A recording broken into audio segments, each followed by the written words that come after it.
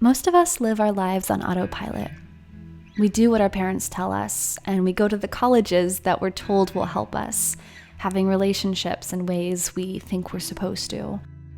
And we make choices based on what is comfortable and conventional, the path of least resistance.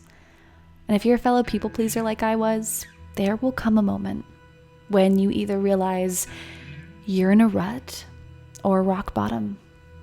There comes a moment when you realize you need to change something in your life and find yourself again.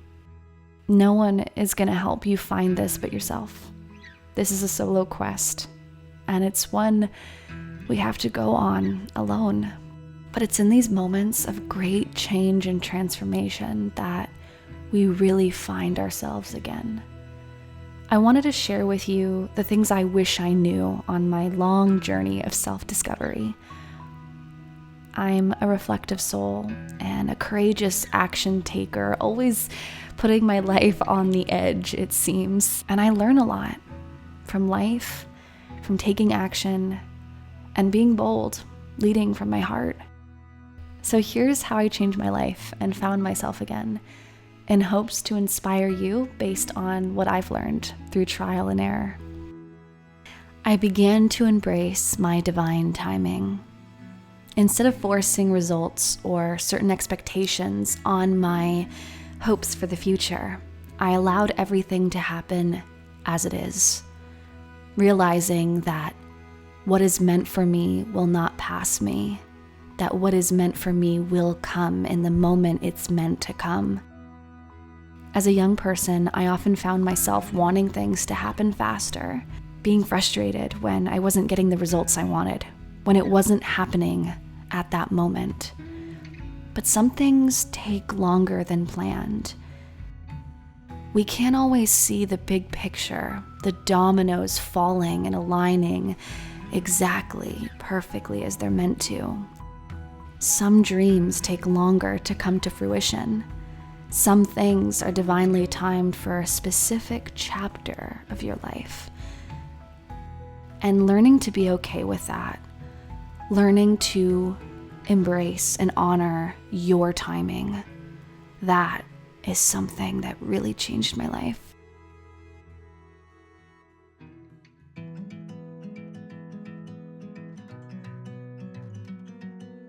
People will always project their own issues onto you, their own fears, their own insecurities, and their own limitations. And this is coming from someone who has dealt with this a lot in my life. For as long as I can remember, people have been triggered just by watching me live my own life. And just by me existing, just by me delighting in my own little world bubble, people always seem to get offended. And being okay with that, being okay knowing that there will always be people who don't like me, regardless of how nice or helpful I am, knowing that brought me peace. And in accepting this reality, I felt the weight of others' expectations go away. And you know what's interesting is that the more I put my heart out there on full display, the more of that I get. It's frustrating, but I've learned how to deal with it. And so here are two options that you have for your life. You can hide who you really are, do what everyone else tells you to do, and slowly self-destruct, growing quietly resentful of all the things you didn't do in your life, all the things you wish you did but didn't because you wanted to please other people. Or you can just be yourself and piss people off along the way. And I'm telling you, it's so much easier to just be who you are. It's so much easier to not filter yourself, to allow yourself to get excited by the small things in life, to allow yourself to live as big, as bold, and as bright as you want. As a naturally joyful person who just wants others to be happy too, it's always really confused me, perplexed me. Like, why are you so triggered by my happiness? I don't know, but as I get older, I've realized that each and every one of us is living in our own bubble, and we don't even know it. We don't even realize that we are little Sims in our own little universes, and we can't even see another way of living. We assume, and we judge, and we focus on our triggers instead of our healing.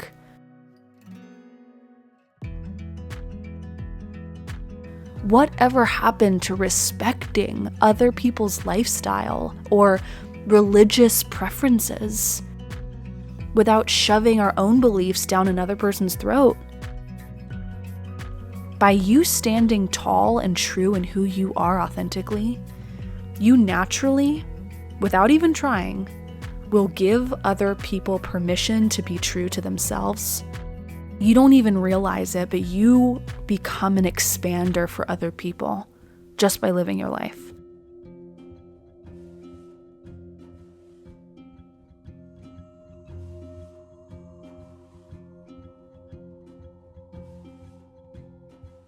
Through exposure therapy, you get stronger. The more you get exposed to something, the easier it becomes. Same thing with imposter syndrome.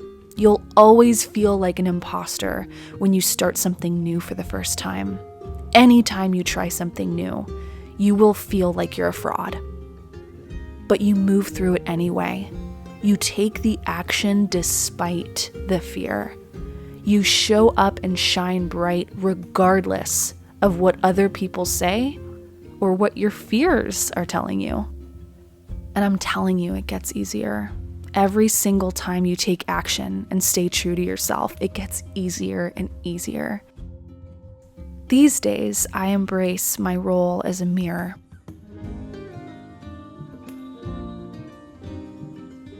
I see clearly that everyone is fighting their own inner battles that we know nothing about. Just by being you, you will trigger people because maybe they haven't healed those aspects within themselves. When you live fully and shine brightly, you're going to trigger those who don't allow themselves to live fully and take up space in their own lives. That's because we're all mirrors. We're all mirrors reflecting back the beauty and the insecurities of one another. We are not here to be understood by others, but to understand and accept ourselves, who we authentically are. No matter where we find ourselves, there is always something new that we can learn. You can choose to dwell in setbacks and disappointments, or you can decide to see the hidden opportunities that are always present around you. I used to complain so much that I put a rubber band on my wrist, and anytime I complained about something, I would snap it. You start to realize very quickly how often you complain when you do that. And I decided I would stop. I would no longer be a victim of my own life. A victim that is all caused by the mind, my fears, my thoughts, my insecurities, plaguing me and making me feel like I was a victim of my reality, when in fact I was not a victim. There were so many blessings all around me all the time, and I could decide to complain and wallow and just sit in my sadness, or I could get up and decide that I was going to have a good day and I was going to turn the day around. I find we often get in our own way. We say all of the myriad reasons why we can't do something when in actuality we can. A lot of us will say we can't live slowly because we have children. You can't live slowly with your children. It's all mental. What are we choosing to believe about our lives and what we can do? Now, if there's a physical limitation, that's something different, and I'm not talking about physical limitations in this video, But I'm talking about the mental fears, mental doubts, and insecurities that stop us from living a life that we actually love, living a life that would make us happy and bring us joy. There's nothing stopping you from doing the things that would bring you joy. The question is, what do we need to remove from our mind, our doubts, our fears, our worries? What do we need to remove to get to the heart of what it is we actually want? What do we want to feel? Everything that we want to do in life is available to us. But the thing that stops us from being productive, taking action on something we really want to do, or just enjoying some meditation, is because we have too much covering the heart of what it is we want to feel. And the goal is to remove the excess layers that are covering that up. Whether that's removing TV time or removing social media scrolling or observing the doubts and fears and self-sabotage that float up to the surface in our mind's eye. It's all about the removal, the elimination of what's no longer working and replacing it with a new habit or a new ritual that brings us joy.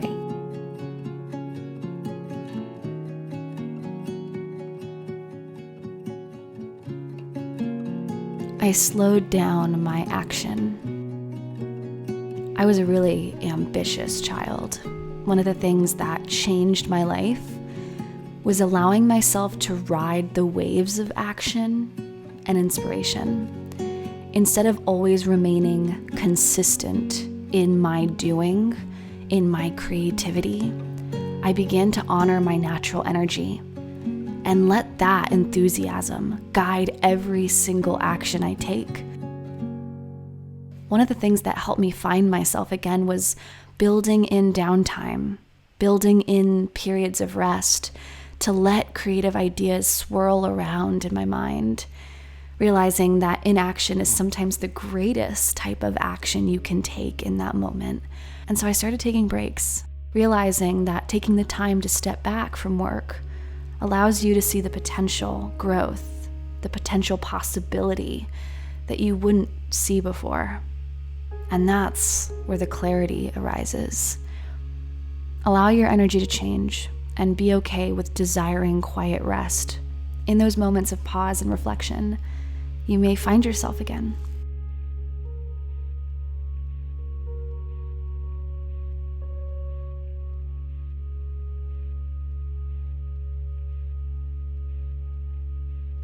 And lastly, I found myself again by approaching life as a playful experiment, one in which I viewed life with curiosity. I let myself dabble and explore and data collect and quit things when they no longer excited me. I took lots of online classes, I read countless books, I started many jobs, many careers, and I pivoted. Let them go when I didn't enjoy them anymore. I honored that inner voice. And I honored myself by following my excitements. Despite all of the people thinking I was crazy for changing so many times, I honored who I was and where I was going on my own path. But here's what I want you to remember, friend. There is no great change without implementation. You can learn from people all day long, but none of it matters unless you actually apply it. There comes a moment in all of our lives when it's necessary to take massive action, to consume less and actually do more. The only way to grow in life is to experience it fully, learning from setbacks, evolving through trial and error. It is in our mistakes that we learn the most. It is by putting ourselves out there, leading with courage, taking risks, and living in vulnerability that we grow the most. I found myself again because I consciously decided to prioritize my integrity over being nice. When you start to honor your needs, you begin to see your value. So not only did I find myself, but I found my worth again. I don't want you to waste your life not honoring your needs, your desires, your authentic self. I hope that in sharing my journey of finding myself, it inspires you to find yourself again.